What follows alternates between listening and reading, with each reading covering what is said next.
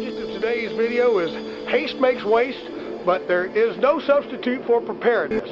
So we're going to prepare our garden beds early, so the minute Mother Nature says, hey y'all, grow something, we're going to jump out here and grow something. Such a beautiful day out here, directly in the sun.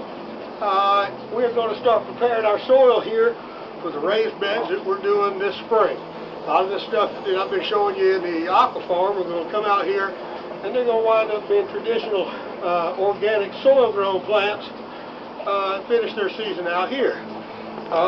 Basically, I just start with the cheapest goods I can possibly start with.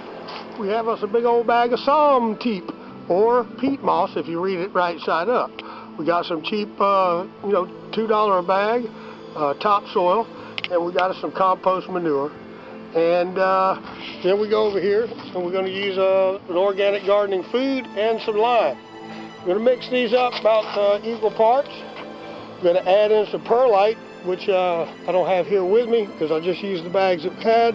We got some perlite that's going to go in here. We're going to bring these beds all the way up to the top. Then we're going to just cover them with a net and some plastic and wait till we do our planting this spring. I found it better to buy the larger bags of perlite. Now this is 4 cubic feet and this is about $18. If you buy it in the smaller bags like at Lowe's, you're going to wind up just paying a fortune for it. And basically, I don't know if you know what perlite is or you don't.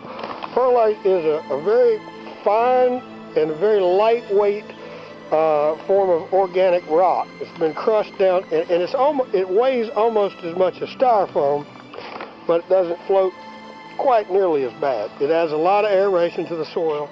All right, so this is how you just aerate your soil, mix it in. You don't have to do it with your hands, but just get it all mixed in real good. And when you're done, pull it all up to the top. As long as you've got a good mix, you'll have a lot of aeration in your soil, and everything you grow will get plenty of oxygen, and everything you fruit will be nice and juicy because it got plenty of oxygen. You got to hoe, but you don't have to be a hoe. You're your own man. You get out here, doing a little gardening, we just want to mix this stuff in. And notice how when I mix it in, you got a flow of the peat moss. I'm going to get down here in the dirt for you. Look, when you grab that up, you can kind of clump it together, but not too much. Holds just enough moisture, just enough air. This is a good mix.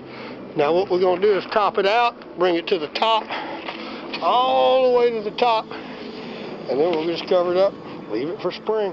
And this is the way we like to leave them for springtime, covered up with plastic. That way no seeds can fall in them and start growing some stuff we don't want. Cover them up real nice and neat. Everything will stay out of them. And the minute you're ready to plant, your beds will be ready, and the sun will be ready, and everything will be perfect. You'll just get a great result. And you won't have wasted any time in the season because you'll have your stuff ready to go when Mother Nature's ready for you. It's called ebb and flow. Want to stay with the ebb and the flow.